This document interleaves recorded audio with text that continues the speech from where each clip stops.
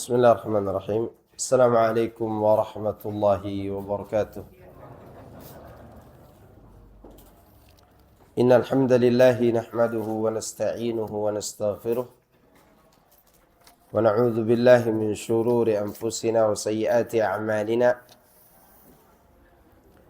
من يهده الله فلا مضل له ومن يضلل فلا هادي له.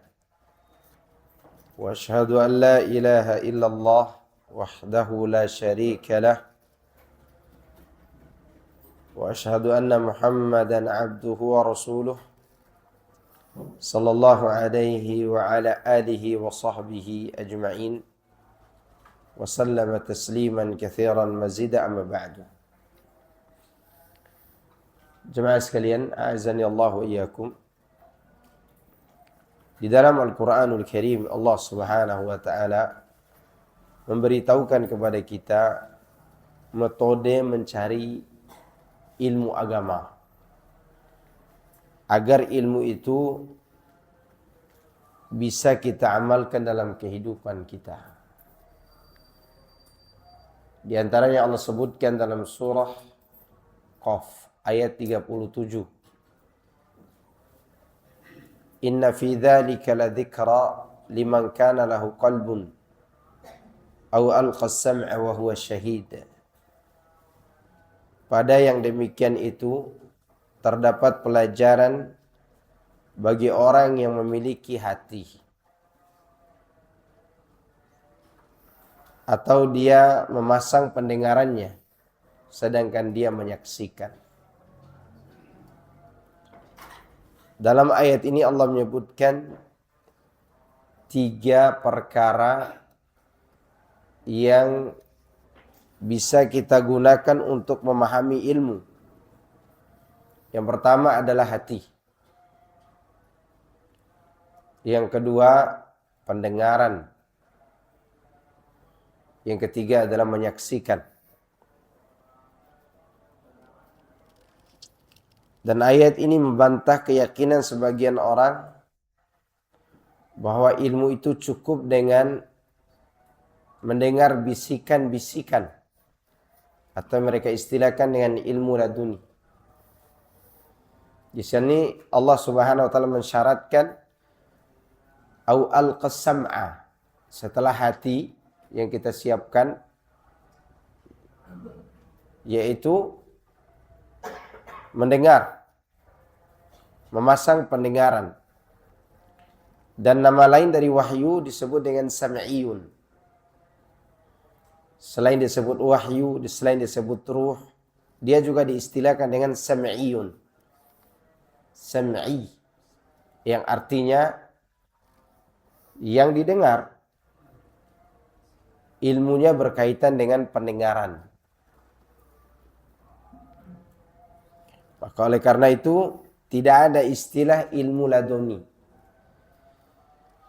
Sesatnya orang-orang yang menisbatkan diri kepada ilmu dan amal karena mereka tidak memperhatikan 3 hal tadi dalam mencari ilmu.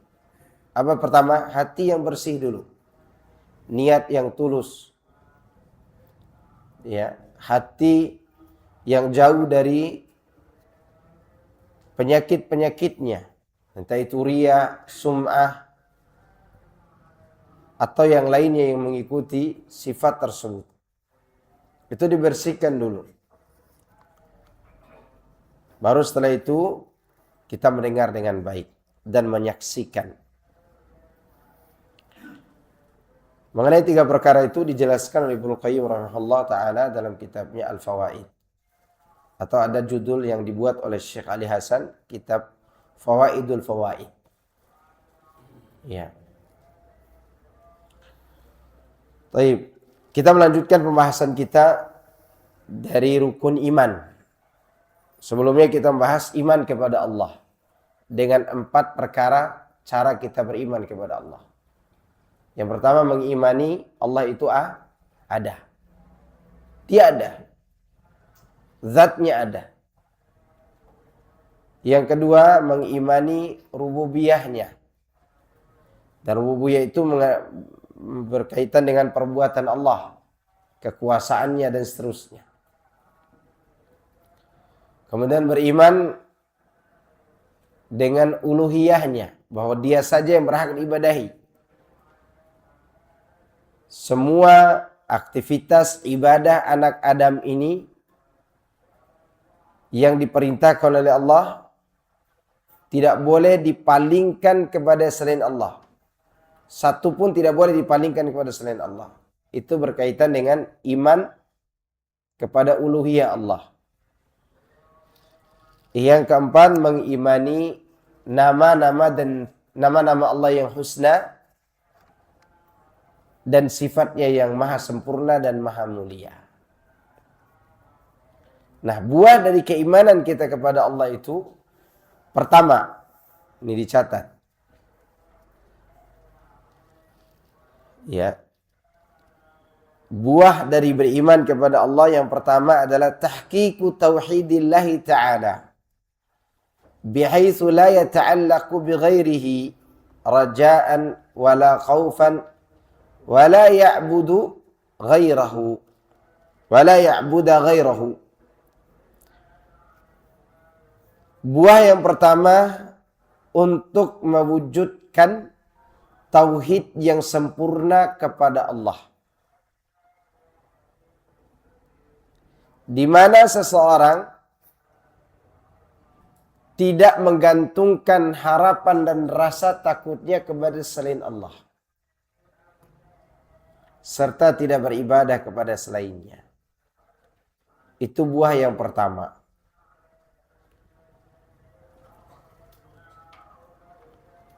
Yang kedua, kamalu mahabbatillahi ta'ala wa ta'zimuhu wa ta'zimihi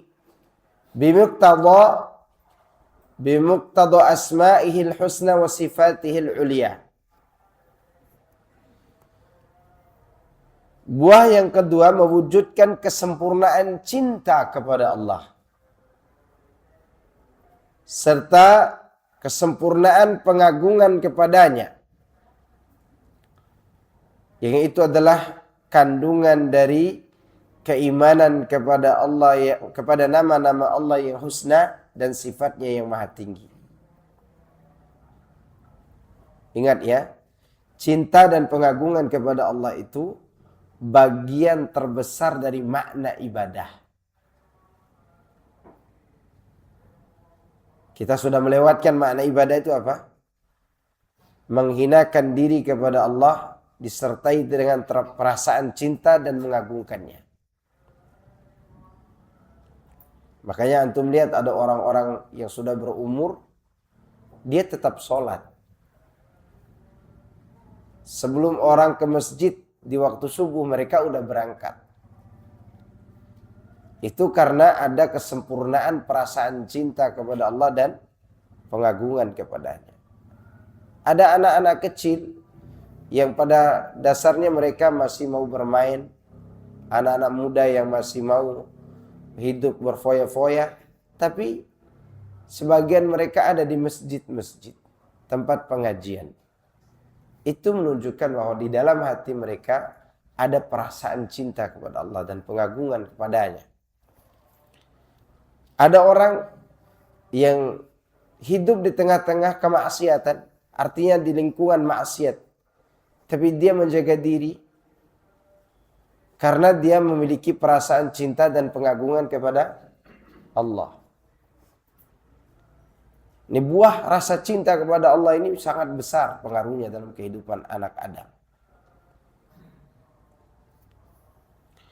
Yang ketiga, tahqiqu ibadatihi bi fi'li ma amara bihi wa ijtinabi ma nahaa anhu. Buah yang ketiga untuk mewujudkan ibadah kepada Allah dengan, ada kalimat dengan ya, dengan melaksanakan yang dia perintahkan, bukan diperintahkan oleh kiai, wala ustadz, wala habib, wala siapa gitu. Yang dia perintahkan. Dan menjauhi yang dia larang. Ya. Saya ulangi. Beriman kepada Allah itu yang ketiga untuk mewujudkan peribadatan kepada Allah dengan cara mengerjakan yang Dia perintahkan dan menjauhi yang Dia larang. Kalimat mengerjakan yang Dia perintahkan berarti kalau ada orang menyuruh kita beribadah dengan cara tertentu yang tidak diperintahkan oleh Allah, boleh nggak kita kerjakan? Nggak boleh. Nggak boleh kita kerjakan. Apalah artinya kita beriman kepada Allah? Toh setelah itu kita malah mengerjakan perintah orang lain. Ini 3 buah keimanan kepada Allah Azza wa Jalla. Tapi setelah itu kita bicara tentang beriman kepada malaikat. Beriman kepada malaikat. Siapa malaikat itu? Malaikat adalah alamun ghaibiyun makhlukun abidun lillahi ta'ala. Walaysa lahum min khasa'isir rububiyyah wala uluhiyyah syai'un. Khalaqahumullahu ta'ala min nur. Wa manahahum al-inqiyada at-tamma li amri wal quwwata ala tanfidhihi. Mereka adalah alam gaib ciptaan Allah. Maksudnya makhluk gaib ciptaan Allah. Mereka hamba yang beribadah kepada Allah. Dan mereka tidak memiliki keistimewaan sedikit pun baik dalam rububiyah maupun uluhiyah. Artinya malaikat tidak bisa mengatur seluruh alam. Kecuali apa yang Allah perintahkan kepada mereka, itu yang mereka kerjakan. Dan mereka tidak berhak untuk diibadahi. Allah menciptakan mereka dari cahaya. Nur, cahaya. Dan Allah mewajibkan mereka untuk tunduk secara sempurna kepada perintah Allah. Maka tidak ada malaikat membangkang. Nggak ada malaikat baperan. Nggak ada malaikat itu yang menolak perintah Allah. Dan mereka diberikan oleh Allah kekuatan untuk menjalankan atau mempraktekkan perintah Allah tadi. Inilah malaikat. Jadi malaikat tidak pantas diibadahi. Kalimat tidak pantas diibadahi. Apa yang antum pahami? Kalimat ini sangat berpengaruh dalam membantah orang-orang yang menyembah kuburan. Meminta di kuburan.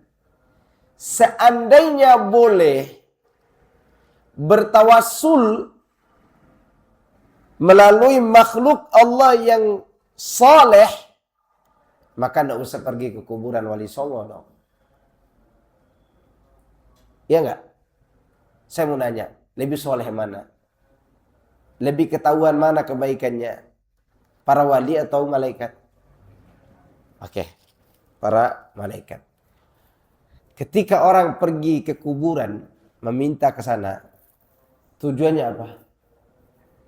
Tawassul.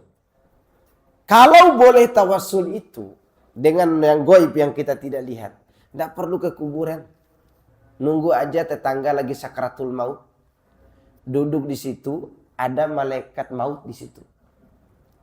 Pasti ada malaikat maut.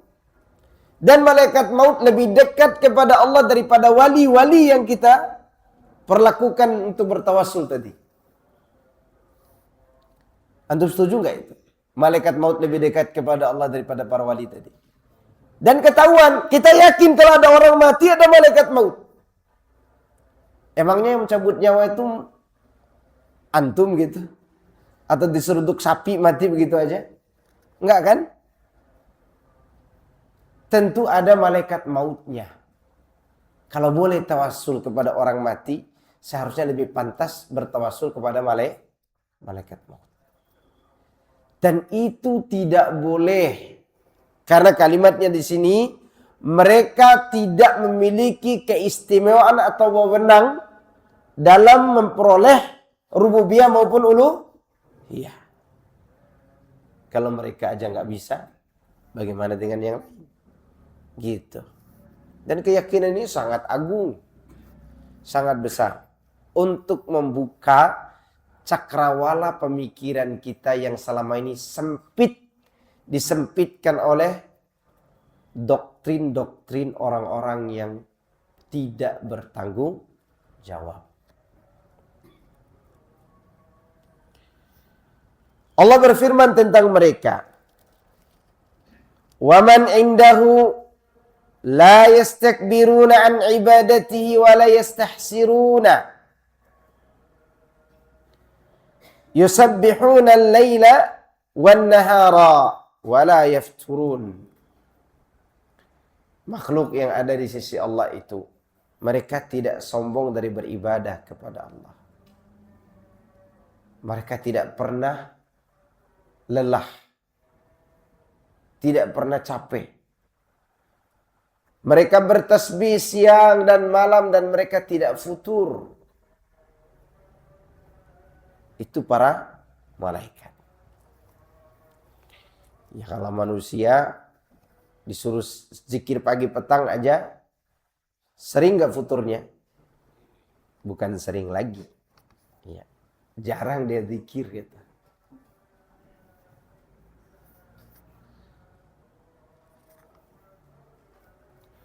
Wahum adadun kasirun la yuhsihim illallah. Jumlah mereka berapa? Banyak. Nggak ada yang tahu persis berapa jumlah malaikat itu kecuali Allah. Ya. Wa qad sabata fi sahihain min hadithi Anas radhiyallahu anhu fi qissatil mi'raj anna an-nabiy sallallahu alaihi wasallam rufi'a lahu al-baitu al-ma'mur fi as-sama'i yusalli fihi kulla yawmin 70,000 malak idh kharaju lam ya'udu ilaihi akhiru ma alaihim. Sungguh telah ada pada hadis yang sahih dalam Sahih Bukhari dan Muslim. Dari hadis Anas bin Malik radhiyallahu anhu, tentang kisah naiknya Nabi SAW ke langit, Mi'raj, berarti naik. Kalau Isra, jalan berarti. Dari Masjidil Haram ke Masjidil Aqsa itu Isra. Mi'rajnya naik ke langit. Itu disebut Isra Mi'raj. Nah, ketika dia naik ke langit, ditampakkan di hadapan beliau di langit itu Baitul Ma'mur. Rumah yang makmur. Ya. Maka disebut Baitul Ma'mur, dimakmurkan oleh para malaikat. Beliau di dalam tempat tersebut salat 70.000 malaikat setiap hari. Ketika mereka keluar, mereka tidak kembali lagi. Setiap hari bergantian berapa? 70.000. Yang 70.000 ini, ketika dia keluar, masuk 70.000 lagi. Yang keluar tadi, tidak kembali lagi. Sampai hari ini masih enggak? Masih apa enggak? Dari mana antum tahu? Emang sinetron? Dari hadis ini. Kulla yaum. Setiap hari. Tayyib. Wal imanu bil malaikatu yatadammanu arba'ata umurin. Kalau begitu, beriman kepada malaikat itu meliputi 4 perkara. Perkara yang pertama, al-imanu biwujudihim. beriman akan keberadaan mereka. Ini untuk membantah keyakinan sebagian orang bahwa malaikat itu hanyalah simbol kebaikan, tidak ada makhluknya, kata mereka begitu. Ya. Jika ada orang baik maka disebut dengan malaikat. Ya, Anda berhati malaikat. Jadi mereka menganggap malaikat itu tidak ada. Malaikat itu hanyalah sifat atau simbol kebaikan. Kita meyakini malaikat ada. Wujudnya ada. Zatnya ada. Kemudian yang kedua.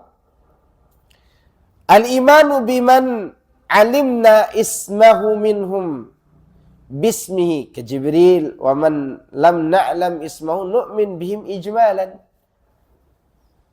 Yang kedua, beriman kepada yang kita tahu nama mereka. Contoh Jibril. Contoh Israfil. Contoh Mikail. Israel ada. Mana Israel? Iya. Itu mungkin antum dengar nyanyian ngabalin mungkin. Iya. Bila Israel gitu kan. Nah, itu lagi galau dia tuh. Nama itu tidak ada dalilnya. Israel. Yang kita tahu aja yang ada dalil yang sahih seperti Jibril. Ya Israfil. Ya. Munkar Nakir itu bukan nama sebenarnya, itu julukan. Ya, Raqibun Atid juga julukan. Ya, Ridwan diperselisihkan tentang hadisnya. Yang jelas hadis yang anak tahu, hadis sampai hari ini ya masih anak yakini hadisnya lemah. Oke, nanti kita bahas itu. Yang jelas tidak ada yang bernama Jufrin. Ya enggak ada.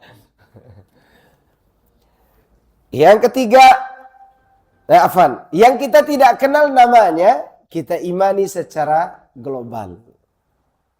Malaikat itu ada. Dan mereka punya nama. Yang tahu nama mereka itu hanyalah Allah. Yang kita tidak tahu, kita tidak tahu. Yang ketiga, al-imanu bima alimna min sifatihim.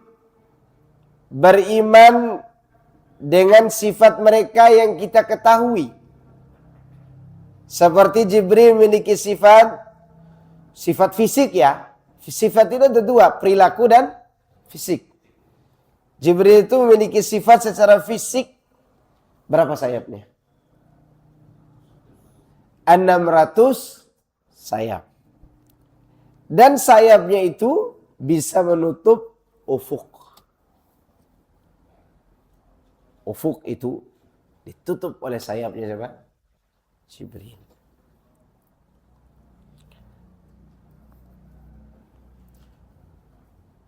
Terkadang malaikat itu berubah dari wujud aslinya ke wujud yang lain atas perintah Allah.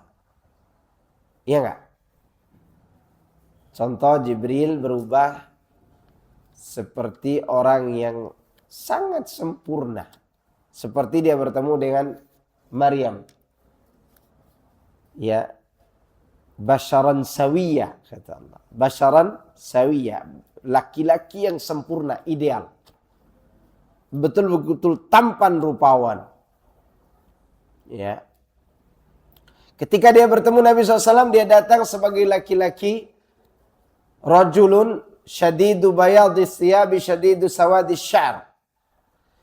Sangat putih pakaiannya dan sangat hitam rambutnya.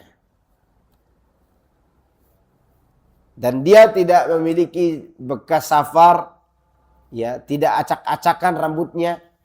Dia duduk dekat dengan Nabi SAW. Ya. Dan itu tidak hanya berlaku untuk Jibril.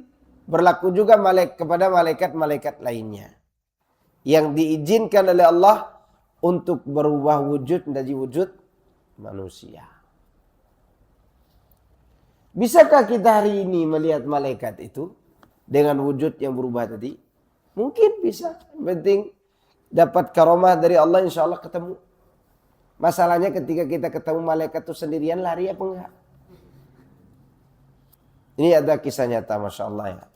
Betul-betul kisah nyata. Dan orang yang sudah wafat, orang ini kan tadinya sufi, tarekat sufi. Dia punya keyakinan kalau ada orang mati, mulai dari bawah kaki itu Ali bin Abi Thalib, di atasnya sedikit itu Utsman, di pusarnya Umar, di atasnya Abu Bakar. Di sini Adam, di sini Muhammad gitu.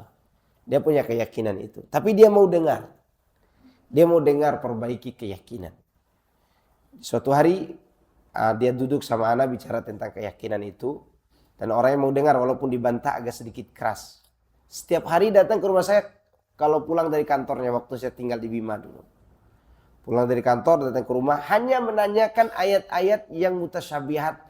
Yang menurut dia ini nggak paham kalau tidak ditanyakan tafsirnya. Karena di rumah saya ada buku tafsirnya. Qadarullah dia ini bangkrut. Karena bangkrut dia memelihara anak yatim. Yang kalau anak yang kena air dan matahari kemudian pingsan itu apa namanya? Ayan ya. Ayan. Ya, lepsi ya. Ya epilepsi atau ayan itu. Dapat anak yatim itu, dia besarkan. Terus dia sabar. Sampai usahanya bagus dan seterusnya. Anak itu meninggal duluan. Dia sedih sampai dia pergi haji tanpa duga-duga banyak uang. Pada suatu hari ya bapak ini ikut rombongan kerjaannya itu ke daerah Lombok. Di Bima itu ada namanya Nangatumpu namanya itu. Itu jurang. Bisnya jatuh ke situ. Dan tidak mungkin keluar dari jendela mana di bis itu. Bis jatuh situ. Dan dianya anehnya. Dia yang menonton bis itu jatuh. Padahal dia duduk di tengah di dalam bangku-bangku bis itu. Dia lihat bis itu berbolak balik ke bawah tuh. Dia duduk di situ. Di sampingnya tiba-tiba duduk seseorang. Berbaju putih. Dan mengucapkan selamat kepadanya. Begitu dia menoleh. Orang itu pergi. Kira-kira siapa? Hantu kah? Ya. Bukan. Mungkin itu malaikat. Yang mengeluarkan dia dari kesulitan itu karena dia memudahkan urusan siapa tadi? Anak yatim. Dan anak lihat orang ini setiap lewat orang depan rumahnya. Siapapun orang itu, hatta agamanya Nasrani sekalipun, dia selalu ajak orang itu minum kopi di rumahnya. Bisa antum melakukan itu? Kadang ada orang kita remehkan, yang kita lihat dia berbuat bid'ah, berbuat ini dan itu, tapi dia mau perbaiki diri. Mungkin saja dia mendapat apa? Karomah. Dan dia selalu bertanya tentang ayat la tudrikuhul absar wa huwa yudrikul absar. Allah itu tidak bisa dilihat oleh mata dan dia tahu tentang keadaan mata. Dia selalu ayat itu dia ucapkan. Dan setiap kali bertemu selain ayat itu dia selalu menanyakan tentang tafsir suratul Mulk. Dia selalu tanyakan tuh setiap pulang kerja nanya ayat ini apa tafsirnya. Sampai dia meninggal dunia. Bahkan istrinya bilang ketika dia meninggal dunia, dia sedang membaca surat Al-Mulk. Ajibkah? Mungkin itu amalan dia yang kita tidak tahu. Nah kadang malaikat muncul. Kira-kira kita siap nggak kalau ketemu malaikat di jalan? Atau malah kita lari? Ya. Jadi kadang malaikat itu datang dalam wujud manusia dengan izin siapa? Allah. Bahkan Rasulullah SAW pernah berkata kepada Hanzalah yang merasa gelisah tentang hatinya. Hati Hanzalah itu gelisah. Karena kalau dia datang ke majelis ilmu seakan-akan dia bisa melihat neraka dan surga. Saking indahnya iman di majelis ilmu itu. Dia balik ke rumahnya, dia bercanda sama anaknya, istrinya. Dia lupa itu semua. Akhirnya dia mencurigai dirinya munafik. Lalu ditemukan oleh Abu Bakar. Abu Bakar pun memiliki perasaan yang sama. Singkat cerita mereka bertemu dengan Nabi. Menanyakan kondisi mereka. Apa kata Rasulullah SAW? Yang maknanya sekiranya keadaan kalian itu terus sama. Keimanan kalian seperti di majelis ilmu begitu maksudnya. Maka malaikat akan datang ke rumah kalian untuk bersalaman dengan kalian di rumah dan di jalan-jalan kalian. Bisakah kita bertahan iman seperti itu? Atau keluar dari sini udah melihat you can see my ketek di luar sana? Apalagi ini daerah Jabodetabek. Aduhai. Ya. Demikian iman. Dan malaikat kadang-kadang datang dalam wujud manusia. Dan harus kita yakini juga itu. Ya, harus kita yakini.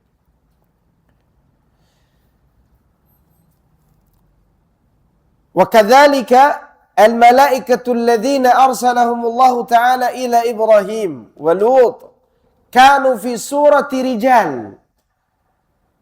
Demikian juga Allah pernah mengutus malaikat kepada Nabi Ibrahim dan Nabi Lut. Dan malaikat ini wujudnya seperti laki-laki. Makanya kaum Nabi Lut ingin menodainya. Karena mereka melihat ini laki-laki tampan. Mereka nggak tahu kalau ini malaikat yang akan mengadab mereka.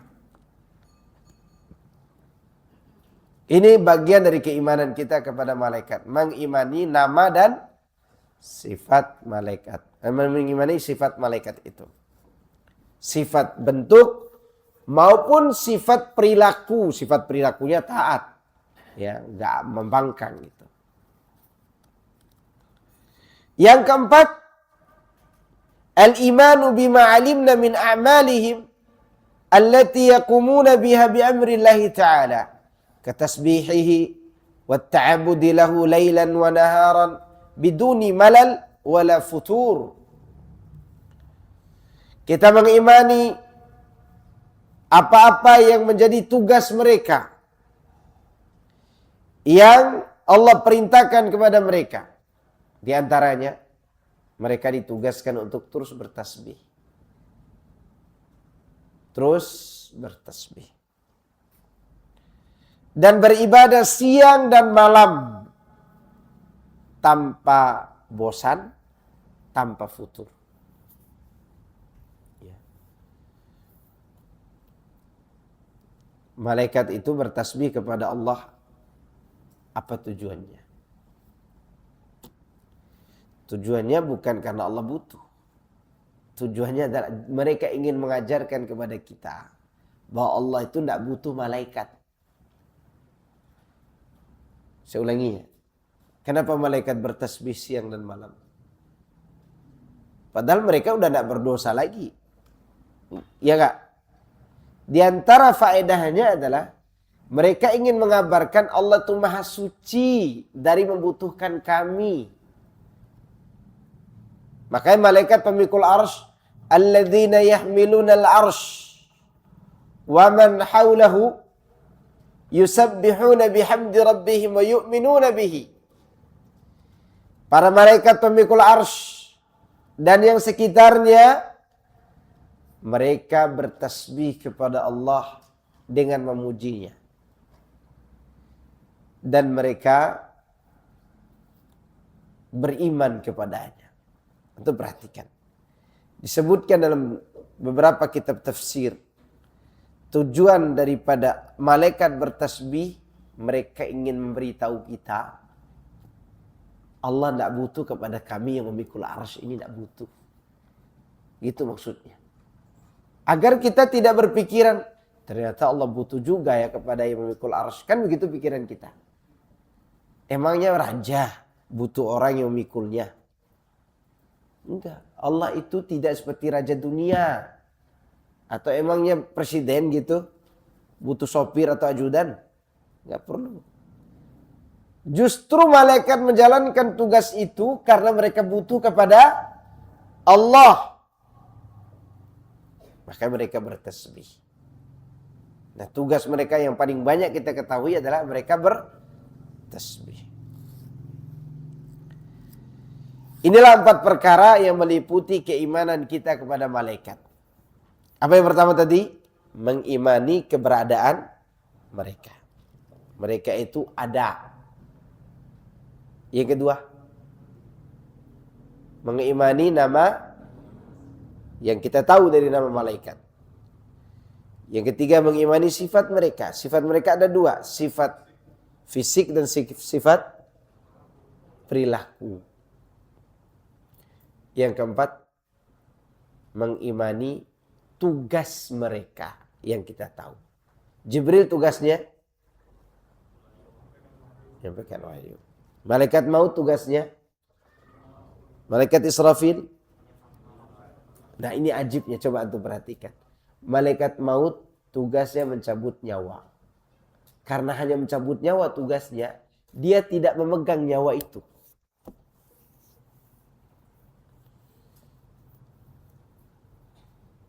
Lihat nih, mereka betul-betul berbuat sesuai dengan tugasnya. Saya ulangi, malaikat maut contoh. Ketika malaikat maut mencabut nyawa, nyawa itu tidak dipegang oleh dia, walaupun waktunya sekejap mata. Karena tugas dia hanya cabut. Maka Rasulullah katakan, ketika ruh itu sudah keluar, tidak dibiarkan ruh itu sekejap mata pun di tangan malaikat maut, melainkan langsung dipindahkan ke kain kafan yang dibawa oleh malaikat yang akan membungkus ruhnya. Gitu. Apalagi malaikat maut cabut, kemudian disimpan di rumah kita. Nggak ada cerita itu. Di tangan malaikat maut saja tidak dibiarkan sekejap mata, apalagi diletakkan di rumah. Kalau malaikat maut meletakkannya di rumah, menyelesaikan tugas gak? Menyelesaikan tugas. Ada-ada aja keyakinan kita ini. Ya. Malaikat maut itu selesai dia cabut, ruh tidak dia pegang, melainkan langsung dipindahkan ke kain kafan yang disiapkan. Kalau beriman, kain kafannya dari surga, dibawa oleh malaikat rahmat. Kalau dia tidak beriman, kain kafannya dari neraka, dibawa oleh malaikat pembawa azab. Gitu. Itu tugas. Kemudian Jibril tugasnya bawa wahyu. Nggak mungkin Jibril tugas bawa wahyu keliru, bawa wahyu kepada Pak RT gitu. Orang Syiah itu ada-ada aja keyakinannya. Jibril, kata orang Syiah, keliru bawa wahyu. Bayangkan Jibril bisa keliru tuh. Kalau Jibril bisa keliru, kiamat. Kata orang Syiah itu, Jibril seharusnya bawa wahyu kepada Ali bin Abi Thalib. Kenapa dibawa kepada Muhammad? Mereka mencaci maki Allah, malaikat Jibril, Nabi Muhammad SAW, dan Ali bin Abi Thalib. Kenapa? Seakan-akan mereka mengatakan Allah itu tidak tahu apa-apa tentang bumi. Seakan-akan malaikat Jibril itu pengkhianat. Dan seakan-akan Nabi Muhammad SAW tidak pantas menjadi Nabi. Demikianlah keadaan orang-orang yang menyimpang. Apalagi malaikat bertugas sebagai apa? Malaikat yang bertugas sebagai pencari penuntut ilmu setiap hari. Mungkin ada di sekitar kita ini mereka. Ada lagi malaikat yang mencari orang-orang yang memuji Allah setiap hari, baca Quran. Ditugaskan untuk mencari orang-orang baca Quran. Ya. Maka kalau antum di rumah baca Quran nih, baca Quran lagi enak baca Quran. Tiba-tiba tercium bau parfum. Hai, harum ini. Parfum baru lagi. Ternyata istri baru beli parfum. Ya. Kalau nggak ada, kemungkinan itu didatangi oleh makhluk Allah yang mulia ini. Karena di sebagian keadaan malaikat itu mencari orang-orang yang sedang menuntut ilmu. Ada lagi yang bertugas untuk memasukkan ayat-ayat Al-Quran di rongganya ketika imam baca Quran.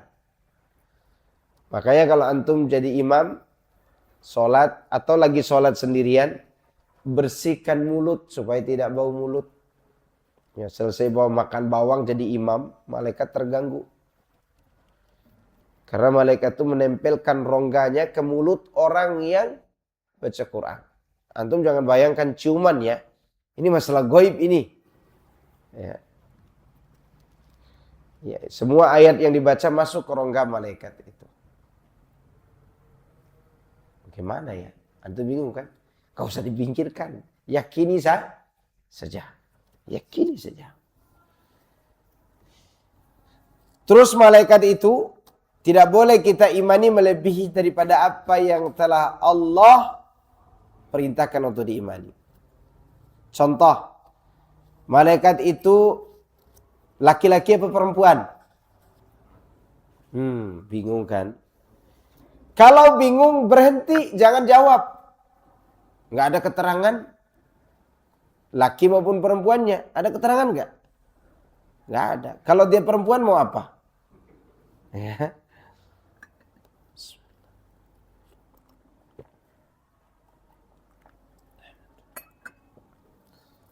Nggak boleh kita katakan malaikat itu laki atau perempuan tanpa ada keterangan dari Allah. Kalau jin ada disebut laki-lakinya.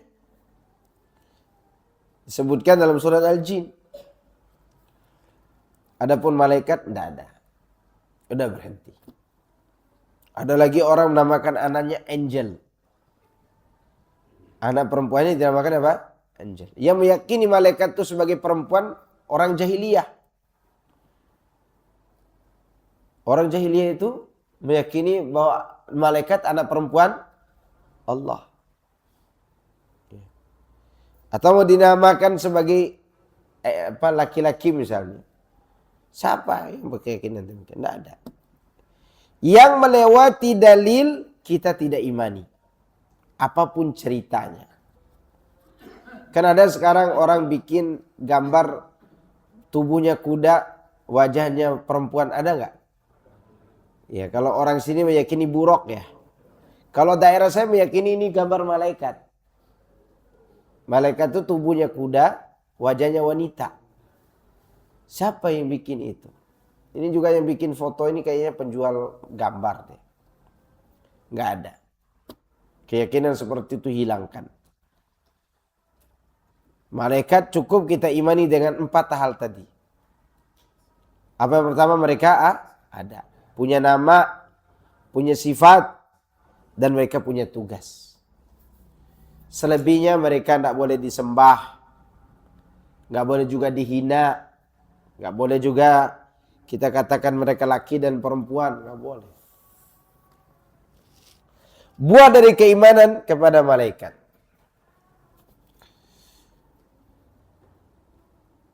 Pertama, al-ilmu bi'azamatillahi ta'ala wa quwwatihi wa sultanihi. Fa inna 'azamatal makhluqi min 'azamatil khaliq. Yang pertama, kita mengetahui tentang keagungan Allah dan bagaimana kekuatan Allah dan kekuasaannya. Karena kebesaran makhluk yang dia ciptakan adalah buah dari kebesaran sang penciptanya. Allah Maha Besar. Dia menciptakan makhluk yang besar.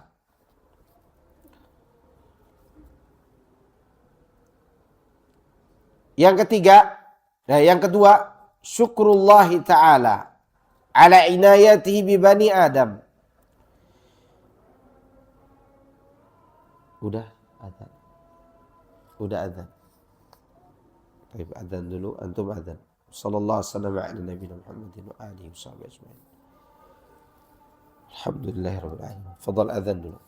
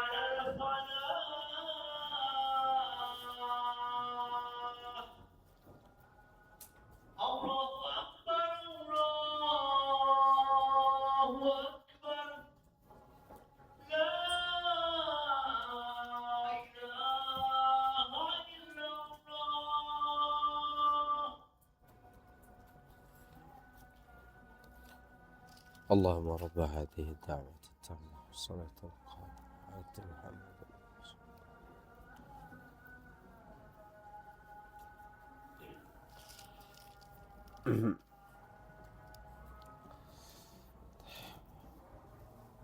Alhamdulillahi wa sallallahu wa sallama ala nabiyyina Muhammadin wa alihi sahbihi ajma'in, amma ba'd.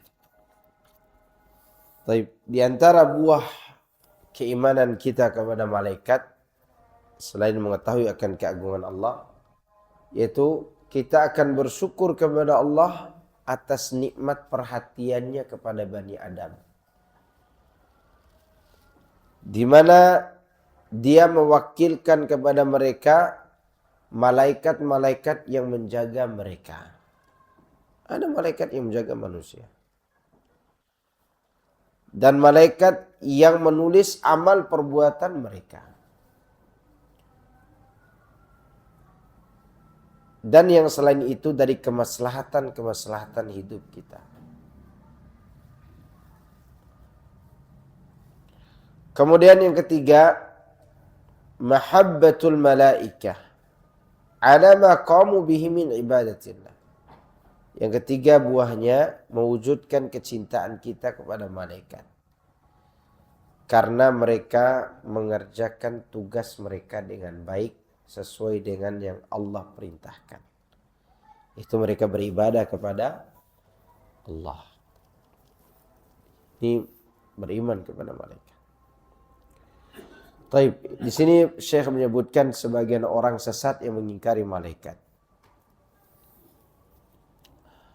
Wa qad ankara qaumun minaz za'ighin kaunal malaikati ajsaman wa qalu innahum ibaratun an qawiyul khair al-kaminah fil makhluqat. وهذا تكذيب لكتاب الله وسنة رسول الله صلى الله عليه وسلم وإجماع المسلمين. Sungguh ada kaum yang menyimpang yang mengingkari keberadaan malaikat itu sebagai makhluk yang berjism. Mereka tidak percaya malaikat itu ada jasadnya, ada bentuknya. Mereka mengatakan ini adalah ibarat atau kata kiasan untuk kebaikan yang kuat, yang tertanam kepada makhluk. Artinya orang-orang itu disebut sebagai orang yang bersifat malaikat. Tentu keyakinan seperti ini mendustakan kitab Allah dan sunnah Rasulullah SAW dan ijma'. Keyakinan ini mengingkari kebenaran.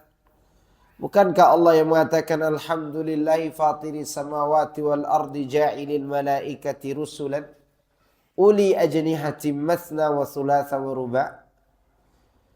Segala puji bagi Allah yang telah mengadakan langit dan bumi dan menjadikan malaikat-malaikat itu sebagai utusan-utusan yang memiliki sayap-sayap. Ada sayapnya dua-dua, ada yang tiga-tiga. Ada yang sayapnya 4, ada yang 2, ada yang 3, ada yang 4. Kalau dia punya sayap, ada jisim enggak? Ada. Allah mengatakan juga walau tara idh yatawaffal ladzina kafarul malaikatu yadribuna wujuhahum wa adbarahum.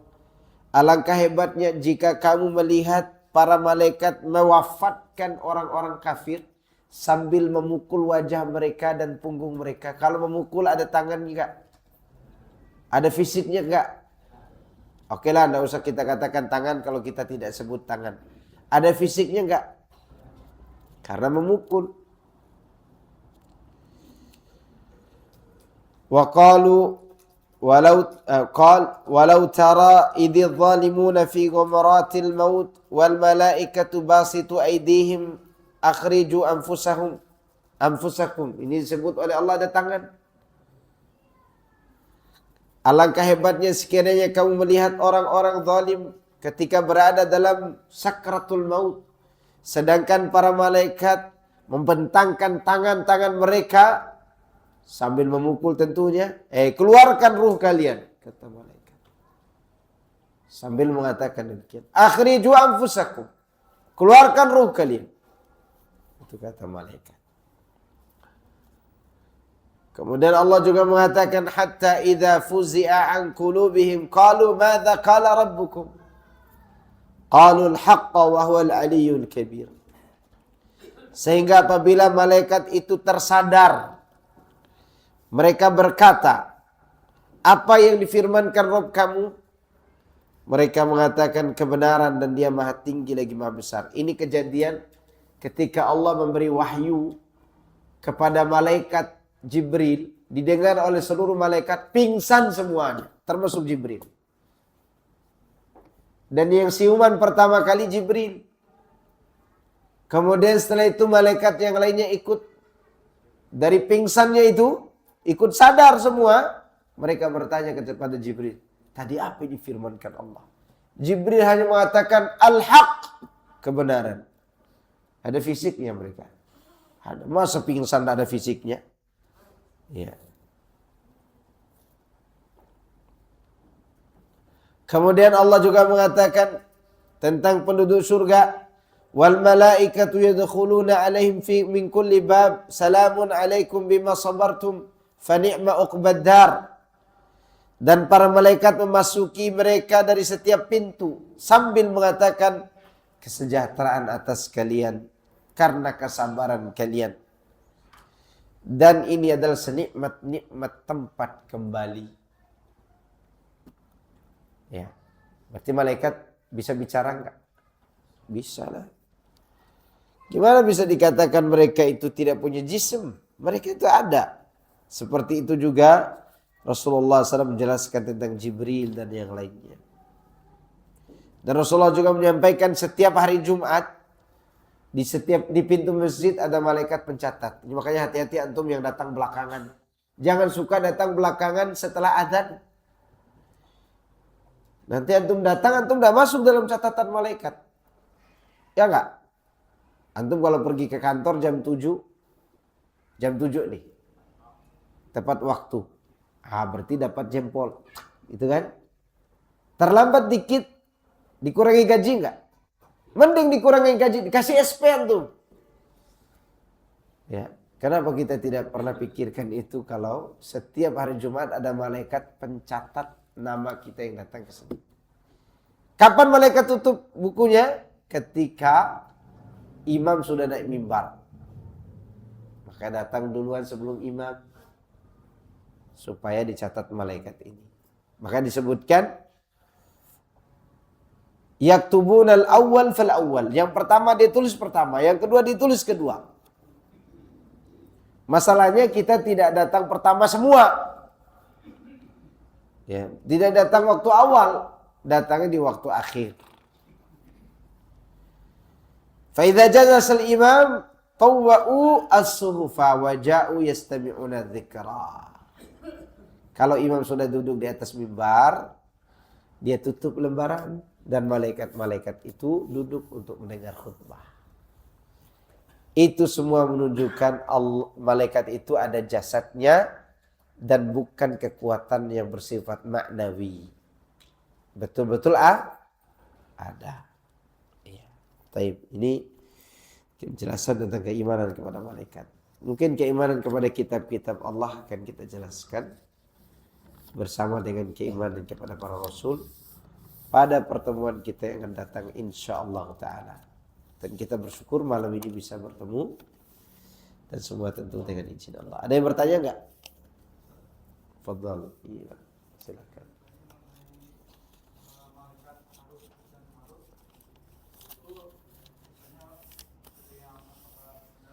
Kisah Israiliyat itu.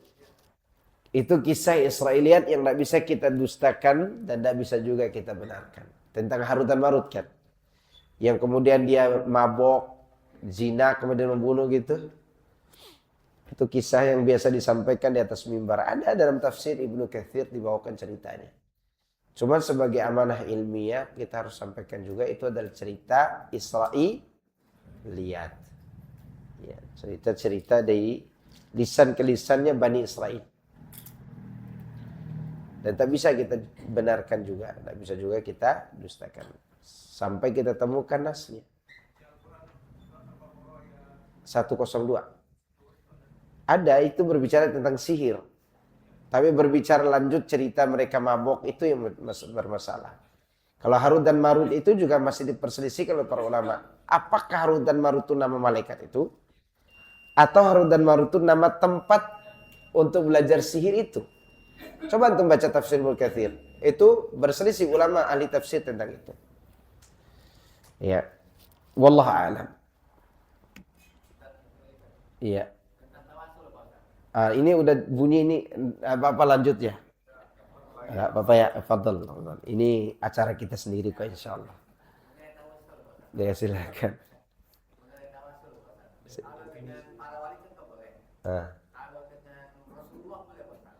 Rasulullah sallallahu alaihi wasallam, bolehkah kita bertawassul dengannya? Wallahu a'lam ya, ada sebagian yang membolehkan.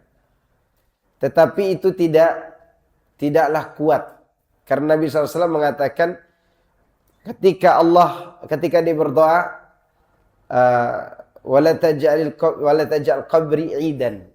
Jangan sampai engkau jadikan kuburanku tempat orang datang berkunjung tahu itu berulang-ulang datang ke situ untuk melakukan ritual ibadah. Ya, yang benar adalah kita berselawat kepada beliau dan salam. Tawassul kepada beliau tidak dibenarkan. Itu yang paling tepat. Karena Rasulullah SAW pernah berdoa agar jangan sampai kuburannya itu dijadikan apa? Id. Rasulullah pernah mengatakan wala taj'al Allahumma la taj'al qabri wasanan. Ya Allah, jangan engkau jadikan kuburanku sebagai wasan. Wasan itu tempat orang beribadah. Walaupun dia tidak berwujud patung, dia dianggap sebagai wasan. Wallahu a'lam. Dan para sahabat juga tidak ada yang bertawassul dengan kuburan beliau. Gak ada. Adapun tentang Bilal bermimpi itu kisahnya lemah. Kisahnya dari lisan ke lisan. Itu kisah yang tidak bisa dipertanggungjawabkan. Cukup. Subhanakallahumma wa bihamdika asyhadu an la ilaha illa anta astaghfiruka wa atubu ilaik. Wassalamualaikum warahmatullahi wabarakatuh.